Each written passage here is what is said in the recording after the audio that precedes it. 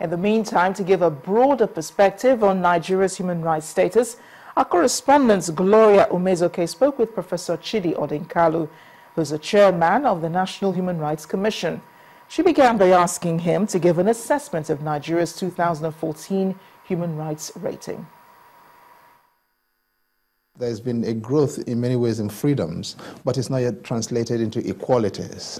And that is the next stage in our development. And I do think people forget that we are still transitioning from authoritarianism. And authoritarianism presented a lot of challenges, which we are still working through. Part of those challenges is what you see now in violence, in the growth in violence, the footprint of violence across the country. And I think safety and security was the biggest challenge I guess the country had to confront in 2014, and we're still confronting. With that came also the question of the growth in population of internally displaced persons. The International Internal Displacement Monitoring Center in Geneva estimates that at the moment we have over 4.3 million IDPs in the country. Most of those have been produced by violence, and that's something we've got to confront. The third challenge is the credibility of our institutions of both safety and security and justice. The fact that, in my view, I do think we've over-judicialized our politics and over-politicized our judiciary. The credibility of the judiciary has therefore waned. A lot of people are resorting to do-it-yourself, to vigilantism, to protect themselves, including sometimes safety and security agencies. And those, for me, are three of the biggest issues that we've confronted. Speaking of IDPs right now, are you satisfied with the way the government has handled, the issue of IDPs in the country? Has it been able to protect human rights? I think managing IDPs is a partnership. It's got to be a partnership between at least three people. There's the state, or three sets of entities. There's the state, there's the independent sector, and there's the international community. And I think all of us could do better. In the state, there are entities that have primary responsibility for IDPs. You've got the National Refugee Commission, you've got NEMA, and I think when those institutions, and up to a point, the National Human Rights Commission as well, and up to a point, these institutions can ask themselves whether they have done the best by the IDPs, and my honest assessment is they could do a lot better than they're doing at the moment. We don't have any credible role, any credible quantification of numbers of IDPs, or indeed of the footprint of IDPs. I don't think IDPs are adequately looked after, they're not adequately supplied. We've not necessarily got the support of the communities who need to be part of the support structure.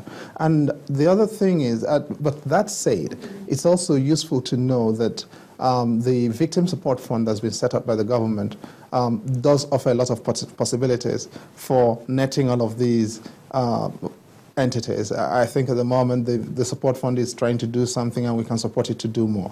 The international community has not really shown up as effectively as it could, and there is a responsibility in the UNHCR, the UN High Commissioner for Refugees, with respect to IDPs. The Nigerian IDPs have not got as much support, and I don't think they've provided the kind of support also that local institutions need. All right. Now, do you really find it worrying that relevant agencies cannot really come up with an exact figure of, people killed during insurgency, especially, looking at the Baga killings where there's some confusion where we can't tell the exact number of people that have been killed? The Nigerian life has to be worth something to every one of us, wherever we are. And it's not enough, it's not adequate for dead Nigerians to be referred to as quantities.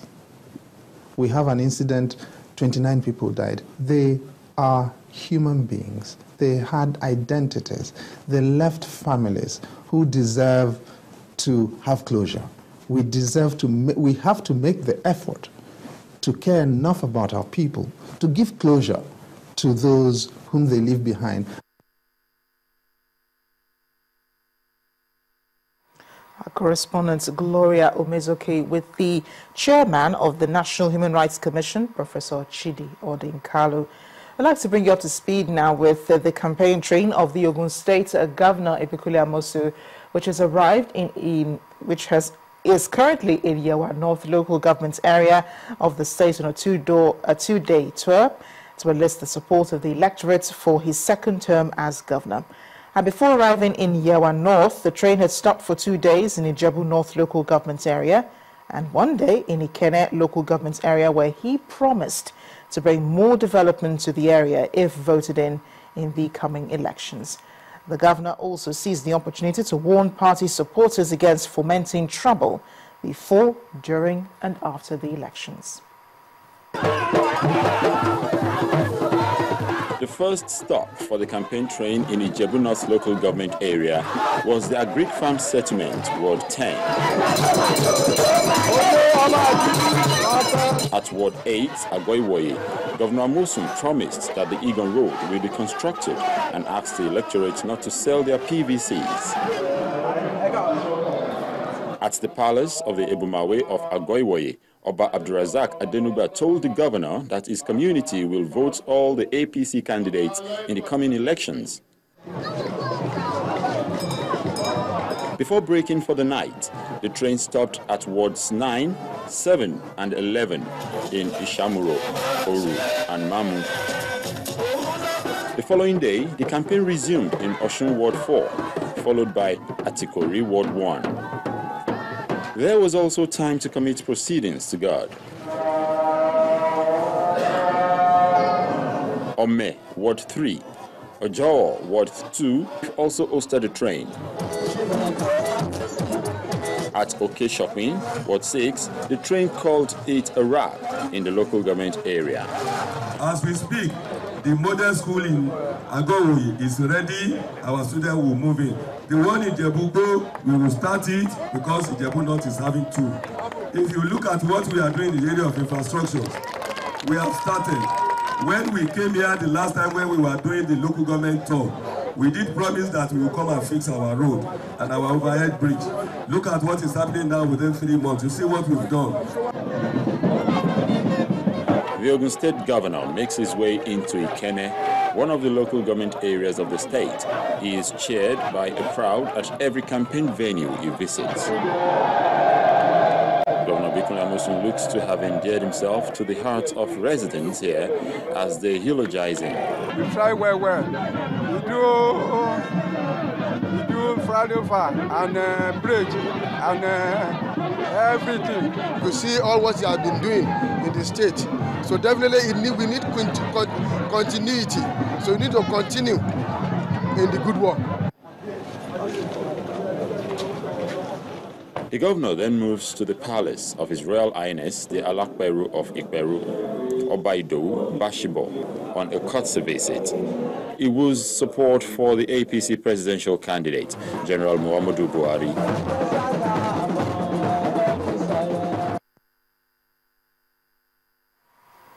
We can now bring you more on the federal government's announcement of a reduction in the pump price of petrol from 97 naira to 87 naira.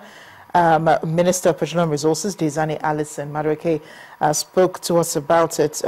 We have her right now in a few minutes on that announcement, the special announcement by the federal government about reduction in the pump price of petrol by 10 naira.